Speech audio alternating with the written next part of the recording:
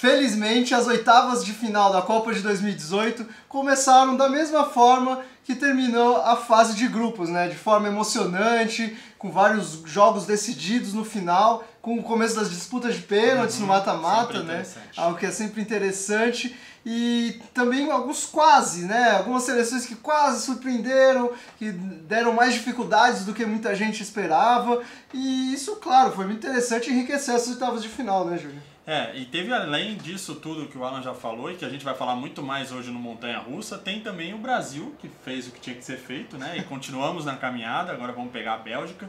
E acho que vale um destaque nosso, especialmente porque a gente gosta de falar disso, a Rússia continua na Copa, né? Grande zebra. Eliminou a Espanha nos pênaltis e agora segue em frente até onde Deus quiser, né?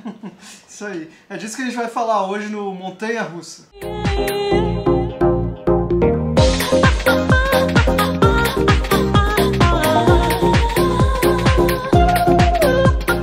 Antes de começar o programa para valer, vale aquele recado. Se você quer comprar uma camisa retrô bem bacana, boa, bonita, histórica, acesse o retromania.com.br. Na hora da compra, usa o cupom ULTIMADIVISAL, última divisão tudo junto, sem acento, que você vai ter um belo desconto e vai adquirir um produto de muita qualidade, além de ajudar aqui a nossa parceria com a Retromania. E também, claro, né, deixe seu comentário, deixe seu like, se inscreva no nosso canal, isso também ajuda bastante a gente. Jogos alternativos.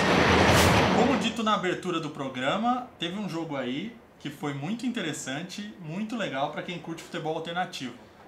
Rússia e Espanha 1-1 e vitória da Rússia nos pênaltis, algo que ninguém imaginava. Eu, particularmente, colocava a Rússia como o último colocado da Copa, ia passar vergonha, e enfim, venho calando minha boca desde então. Eu também. E o que você acha? Tá indo longe demais? Primeiro vamos falar assim, o jogo não foi tão legal. Não, porque a gente se o resultado foi legal, né? Exatamente. O resultado foi legal. O jogo foi um tanto chato, né? Quem assistiu sabe. A Rússia se retrancou muito bem, controlou o ritmo do jogo, né? Porque a Espanha não conseguiu produzir nada, ficou naquele toque de bola improdutivo. Mas o resultado é óbvio, agrada a gente porque a gente gosta de ver boas histórias e, poxa, você vê uma anfitriã como a Rússia, que realmente ninguém esperava nada, surpreender a Espanha, que todo mundo esperava tudo, né? Eu falei várias vezes aqui elogiando a Espanha, claro que quando eu elogiei eu não imaginava que eles iam derrubar o técnico faltando um dia para a Copa começar, né? Então isso naturalmente acabou com todas as expectativas, mas mesmo assim cair para a Rússia foi um grande vexame, né? Um pouco demais. Um pouco demais. Mas muito legal ver a festa da Rússia, né? Torcedores russos aí que a gente poucas vezes viu fazer uma festa tão grande para um esporte, de repente está se empolgando bastante com a Copa do Mundo. Isso realmente foi bem bonito. Pois é, a gente não sabe onde a Rússia pode chegar. Eu continuo apostando que uma hora o sonho vai acabar. Vai pegar a Croácia agora, né? Mas não dá pra duvidar, né? Então, do apoio da torcida, inclusive. A Croácia é um baita time, mas não jogou tão bem já nas oitavas de final. Então, de repente, dá pra surpreender, sim. Eu vou parar de duvidar da Rússia a partir de agora. Tava duvidando demais. Eu não sei, nos bolões, depois a gente vai falar de bolão e eu não acredito na Rússia ainda.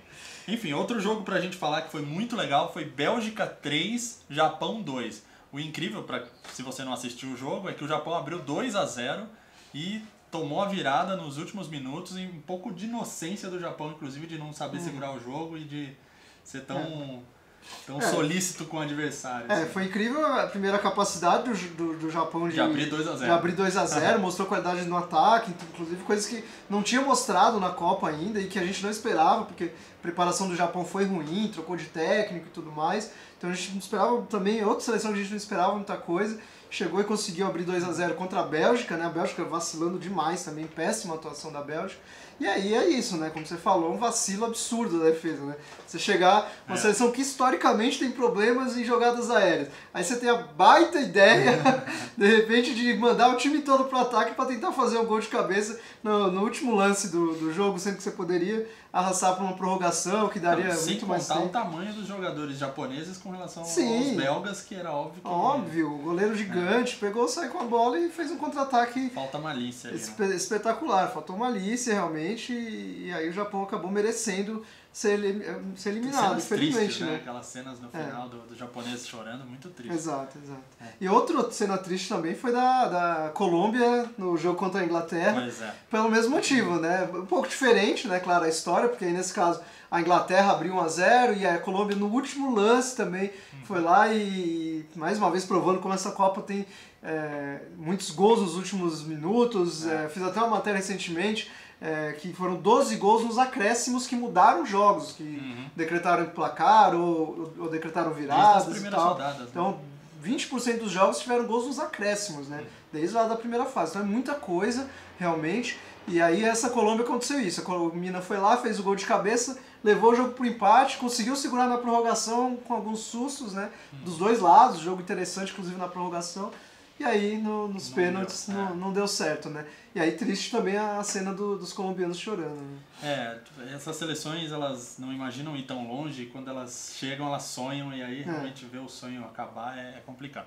Mas tivemos jogos também chatos, que se tornaram legais porque foram decididos no pênalti, né? Exato. Nossos jogos alternativos que a gente queria ver tanto acabaram não sendo...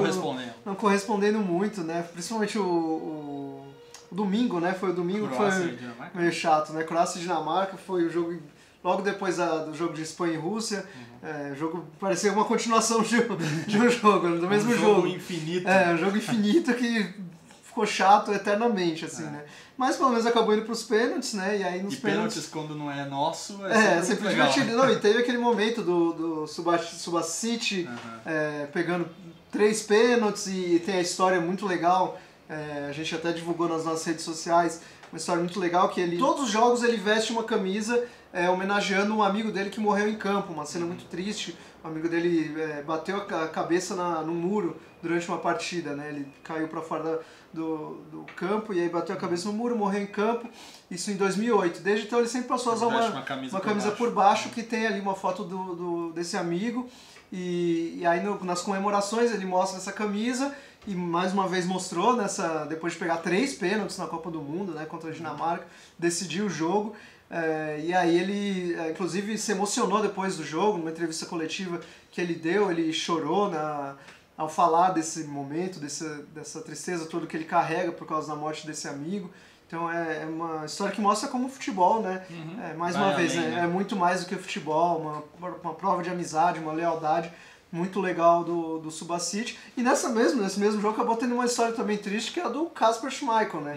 Do filho do Peter Schmeichel, porque ele pegou um pênalti na prorrogação, pegou 2 pênaltis na disputa e mesmo assim foi eliminado, né?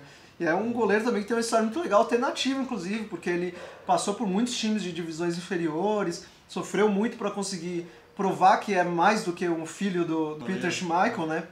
Que é um baita goleiro histórico. Então é uma história um pouco triste e ele acabou conseguindo superar tudo isso. Talvez tenha sido a maior atuação da história dele. Sim, e estava fazendo uma ótima Copa, né? E acabou dessa maneira. Pela derrota. Dessa eliminação. Mas que a gente não esqueça, de repente ele vai ser aí o melhor goleiro dessa Copa.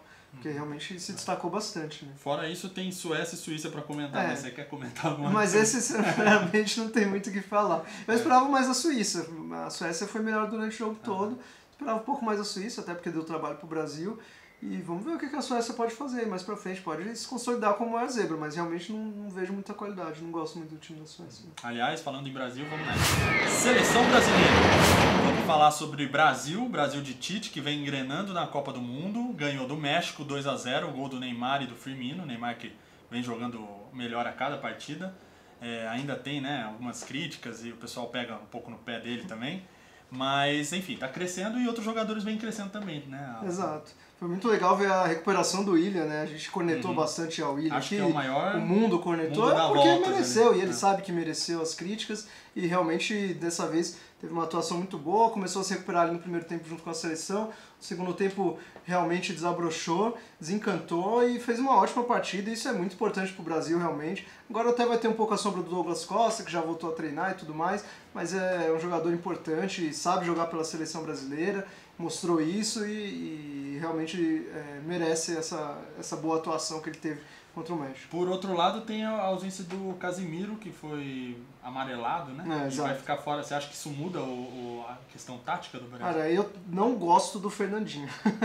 Já vou deixar minha cornetada pré-jogo aqui. Rapaz. Não gosto do Fernandinho, eu acho assim, um baita jogador no Manchester City, um jogador muito inteligente, as entrevistas coletivas dele são muito legais, é uma baita pessoa, já falei com ele, é muito legal. Mas na seleção brasileira eu não lembro. Você lembra de uma boa atuação do Fernandinho? Não, mas uma ele grande deu atuação. um belo de um passe que começou a jogada do gol. Sim, ali, né? mas ele já estava no final do jogo, né? Eu defendo por motivos clubísticos. Mas enfim, não vamos falar sobre isso. É verdade, mas... Vamos ver. Eu tenho jogou desconfiança. muito pouco ainda, né? Eu tenho desconfiança. A comissão técnica confia muito nele, diz que ele treina muito bem e tudo mais. Então, vamos ver, mas eu tenho desconfiança. E falando já fazendo uma perspectiva do próximo jogo contra a Bélgica, quartas de final, o que você acha? Temos chance? Como é que entramos nessa partida? Eu acho que uma coisa que a gente tem reforçado nas nossas redes sociais, inclusive, não precisamos ter medo da Bélgica. O Japão não teve medo da ótima Bélgica. Geração Bélgica. Apesar de ser uma ótima geração. Isso é uma coisa que é bom explicar, inclusive. A geração é ótima, mas a seleção não é. São coisas diferentes, né? E a seleção tem o grande problema da formação da defesa, né? Sempre foi um problema desde da Copa anterior. Aí agora eles se arrumaram ali com 3 zagueiros, mas mesmo assim é uma formação que não está tão bem encaixada. Eu acho que a defesa e mais do que isso, a forma como a Bélgica marca, de forma um pouco passiva até, a gente viu isso no jogo contra o Japão, como os jogadores muitas vezes observavam os japoneses jogarem, deixavam os jogadores finalizarem, eram driblados facilmente, isso tudo não acompanhava a marcação, isso tudo mostra fragilidades no sistema defensivo da Bélgica e acho que é por aí que o Brasil precisa caminhar. Não precisa ter medo, tem que respeitar porque são jogadores muito bons, é uma ótima geração. Individualmente é muito bom. Valores interessantes. Mas não precisa ter medo não, eu acho que vai ser difícil, pode de repente até dar uns pênaltis aí, mas o Brasil tem totais condições de vencer. Bom, vamos para um momento muito legal do nosso programa agora. Momento Canarinho do Tacho. Bom, nesse quadro do nosso programa a gente sempre escolhe algum personagem ou alguns personagens para fazer um desabafo. E hoje que as igrejas não nos ouçam, mas você vai criticar Jesus, não é mesmo? Exatamente isso. Tô puto com o Gabriel Jesus. Bom, falando sério, tô puto com o Gabriel Jesus, tô decepcionado com o Gabriel Jesus. Apesar dele ser um garoto muito jovem, a gente tem que compreender que realmente essa não era para ser a Copa dele, ele não tem a obrigação de ser decisivo. Eu tô decepcionado com ele pela expectativa que, obviamente, o futebol dele gera e ele não tá fazendo gol, não tá participando ativamente dos gols, das jogadas do Brasil, tá finalizando pouco, tá participando pouco das tabelas, enfim, não tá sendo o jogador que a gente esperava que ele seria, né? Não vou negar que ele está sendo importante, tem a importância que o Tite sempre destaca, de tática, né? De marcação, de pressionar os zagueiros, de movimentação, de puxar a marcação e tudo mais.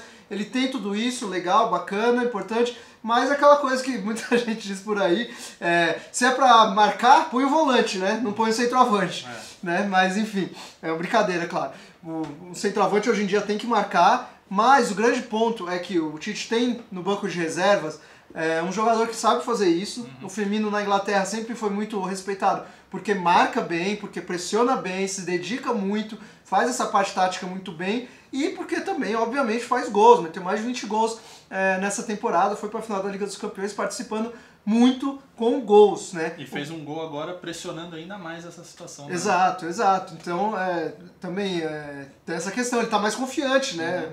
Pedindo passagem. Tá pedindo passagem. Então, eu, se fosse o Tite, trocaria já Gabriel Jesus por Roberto Firmino. Não, é Copa do Mundo, é um jogo atrás do outro, não dá pra ficar esperando, dando chance demais. Eu trocaria já. Seria bom até porque o Gabriel Jesus seria uma opção pro segundo tempo e ele é um jogador versátil, velocidade, versátil, poderia fazer uma fumaça no segundo tempo, caso seja necessário, mas o Firmino conseguiria dar conta dessa função tática e conseguiria também fazer gols, é minha aposta, né?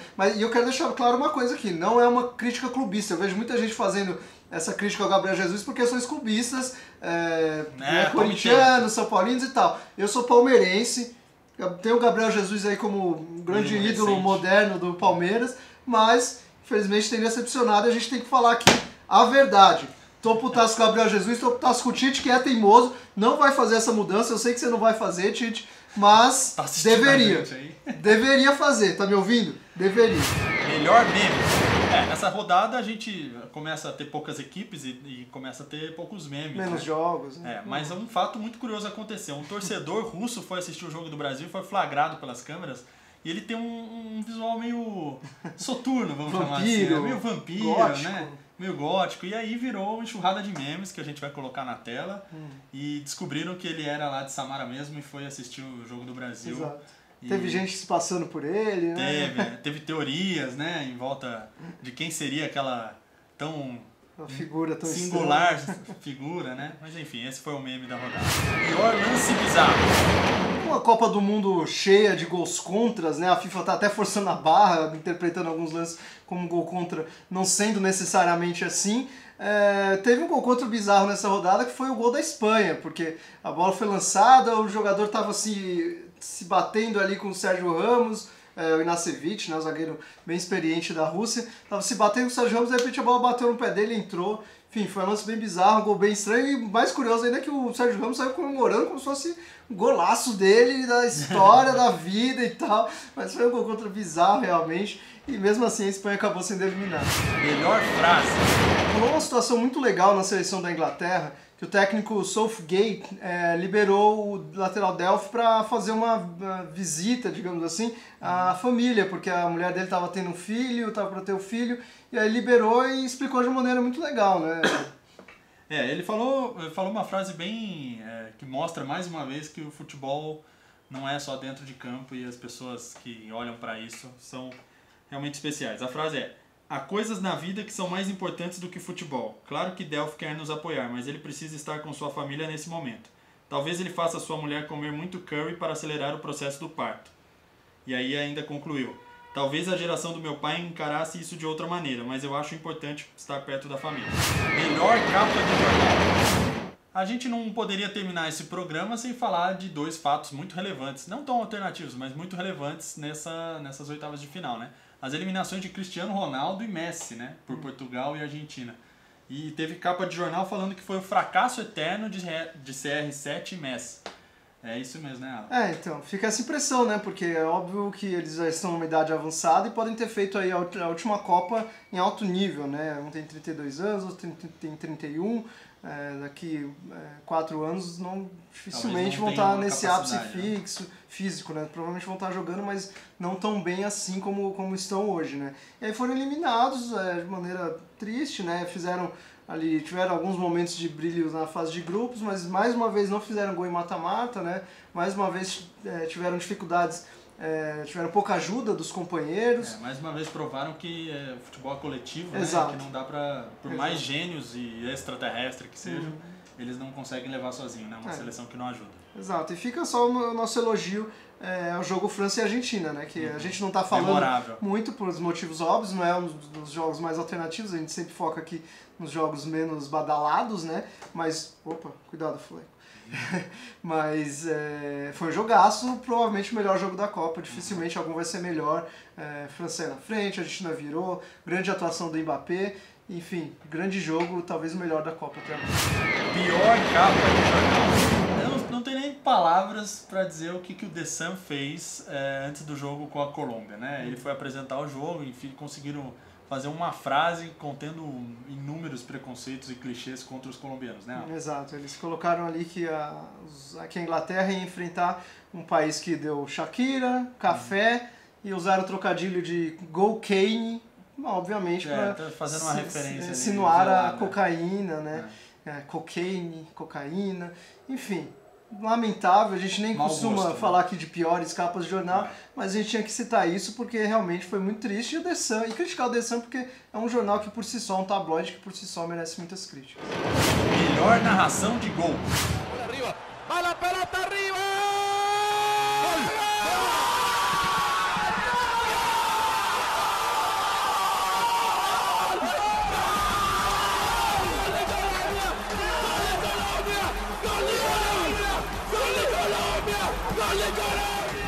Bolão Vidente Carlinhos. Esse é um dos momentos mais legais do nosso programa. O pessoal tá adorando, deixando nos comentários os resultados que eles imaginam para as partidas, e eu faço esse convite. Continuem colocando que a gente olha. Aliás, Alan, qual é o resultado da última rodada? Exato, a gente está sempre olhando os resultados cravados, né? Ao contrário de muitos bolões por aí, que dá ponto para quem acerta gols do vencedor, perdedor, moleza, saldo, né? não sei o quê. A gente quer saber quem é vidente de verdade, né? Aliás, nem o vidente Carlinhos tinha acertado muita coisa. Ele tinha apostado que a Alemanha seria campeã. Tá sabendo. Tá sabendo legal. Mas enfim, aqui a gente tem bons videntes. No último palpite, na última rodada, a gente colocou 4 jogos lá para o pessoal apostar. O LCS-DRK, o usuário, foi o que acertou, cravou o resultado do Brasil, 2-0 contra o México. Parabéns, vidente. Vidente aí da rodada. E também teve um vidente entre nós, né? Porque muito bem lembrado. O nosso Igor Mestre conseguiu acertar que Croácia e Dinamarca iam empatar por 1-1 e que a Croácia ia ganhar nos pênaltis. Ele colocou, isso que é cravada, né? Ele falou isso na nossa live e cravou perfeitamente, realmente. Infelizmente para ele não vale mais pontos isso. Então, o nosso resultado parcial com o jogo da Suécia tá assim. O Alan acertou 2 jogos. Frango 2. Isso. Eu 2 e o Mestre 2 também. Então, tá todo mundo empatado. empatado. Exato. É isso, né? Exato. Então a gente vai agora para a próxima rodada. Já convido você de novo a colocar os resultados. Vamos jogo a jogo aqui, hein? O Alan vai dar o palpite dele ao vivo aqui para vocês. Brasil e Bélgica. Vamos começar já com esse. O que você acha? Eu acho que vai dar um empate aí. 1-1 e vamos para os pênaltis. Vai ser um jogo fácil, não. E aí, Brasil, né? Brasil. Ai. Eu acho que vai ser 2-1 pro Brasil, também não vai ser um jogo fácil. O Frango colocou o mesmo palpite, a gente não se falou e ninguém copiou ninguém. E o Mestre colocou 3-2, provando que vai ser um jogo complicado pro Brasil aí, quem sabe alguma virada. Haja coração. Vamos pro próximo jogo, Suécia e Inglaterra. O jogo promete, não sei promete o que, mas promete. Enfim. Acho que promete um pouco de chatice. Vou apostar em 1-0 da jogo Inglaterra, bom pra dormir, né? Com mais um gol chorado. 1-0 Inglaterra. Do Kane. Eu acho também que vai ser 1-0, mas 1-0 pra Suécia, né? Porque eu não aguento a Inglaterra, então eu quero que ela saia logo. É um pouco de torcida. O Frango, ele deu uma deslizada, porque ele colocou 1-1 e ele esqueceu que é eliminatório e ele não mandou quem vai ganhar. Então, não sei o que a gente faz. Bom, tudo bem. Ver, deixa estar. Ele vai errar mesmo. Ele vai errar, não vai. E o Mestre colocou 1-0 para a Inglaterra, mesmo placar que o Alan. Próximo jogo, Uruguai e França. Alan, o que você acha? Uruguai e França. Eu acho que essa questão do Cavani ter o problema físico, né, na partida anterior vai pesar muito contra o Uruguai e aí eu acho que a França ganha por 2-0. 2-0 França. Eu acho que vai ser 3-2, um jogo dificílimo, também muito emocionante, não sei se mais do que França e Argentina, mas enfim, Uruguai 3-2, eu aposto no Uruguai. Frango colocou 2-0 para a França, ousado achei, não acho que vai ser assim tão simples para a França não. E o Mestre colocou 2-2 e mandou pra gente. Peraí, o Frango colocou 2-0 França? 2-0 França. Eu também. É verdade, não tinha me ligado nisso. E o Mestre colocou 2-2 com vitória do Uruguai nos pênaltis também. O Mestre tá querendo jogos emocionantes aí. Ele tá acertando. Tá acertando. E vai ser mais ou menos ali, vamos ver quem vai disparar nessa rodada. Rússia e Croácia, fechando nosso bolãozinho desta rodada. Rússia e Croácia, esse eu acho que vai ser um jogo feio, tende a ser um jogo feio, mas eu vou continuar duvidando da Rússia, eu vou apostar em 1-0 Croácia. 1-0 Croácia pro Alan. Eu acho que vai ser 2-1 pra Croácia, também não acredito na Rússia, mas eu não acreditava desde a primeira rodada. Então, né, sei lá, vamos ver. Frango acha que vai ser 1-1 e também não mandou quem passa. Não sei se ele tá tentando driblar o nosso bolão, do tipo falar, mas eu diria. Enfim, não colocou 1-1. E Mestre colocou 2-1 para a Rússia. O Mestre está apostando que a Rússia continua aprontando na Copa do Mundo. E você, o que você acha? Uns palpites diferentes, agora a gente vai saber. Acho que vamos ter um desempate. Vai ter um desempate e vamos ver quem vai liderar na reta final da Copa. Coloca os comentários aí, coloca todos os jogos no comentário. Não edita, porque a gente sabe que dá para editar. A gente confia em você. Coloca e deixa seu comentário também, né? Já teve os espertinhos tentando fazer isso. O Dendi. Bom, nesse quadro rapidinho do nosso programa, já finalizando, a gente sempre indica algum conteúdo aí pela internet que é muito legal de consumir sobre Copa do Mundo. Dessa vez a gente vai falar de um projeto que chama The Players Tribune. Não é exatamente específico sobre Copa do Mundo, ele já vem fazendo um bom trabalho antes, mas o trabalho de Copa do Mundo está muito bom, né? Tem um texto do Cavani, né, que Exato. a gente ia destacar, Um dos mais mas tem recentes. outros brasileiros que também entram no... É um projeto gringo que tem alguns textos traduzidos, né, todos em inglês e alguns traduzidos aqui para o português. E tem o que? O Daniel Alves? Só para explicar assim rapidamente, eles pegam os depoimentos dos jogadores em primeira pessoa, né? Acho que eles fazem uma entrevista, dão uma editada em texto e tal, e o depoimento fica em primeira pessoa, muito bonito, sempre com muita profundidade, sempre com histórias inéditas. Então teve o do Cavani, depois que ele fez os gols contra Portugal, ele foi destacado, uma né? carta dele para ele muito mesmo, bonito, né? uma carta dele para ele mesmo. Teve do Alisson, uma homenagem pro irmão dele. Teve do Paulinho, falando sobre a carreira dele, sobre a dificuldade que ele passou depois do 7-1. Teve do Daniel Alves sobre a lesão. Enfim, tá tendo são vários textos legais, traduzidos. Enfim, vale a pena conhecer todos os A gente vai colocar o textos. endereço aqui embaixo na tela e vale acessar. Exato. Né? E por hoje é só, né? Por hoje é só. Mais um Montanha Russa sobre Copa do Mundo, nosso programa aí de variedades e entretenimento. Nosso resumo de cada nosso rodada. resumo. Né? E a gente novamente convida para compartilhar, para assinar o canal se você ainda não assina e deixar o seu comentário que a gente gosta de ler e traz sempre no programa, né? E não esqueça de acessar retromania.com.br, use lá o cupom Última Divisal para ter o seu desconto. Então realmente isso é muito importante pra gente, pra vocês É isso. É isso. Então vamos nessa. Até a próxima. Até a próxima. Tchau, tchau.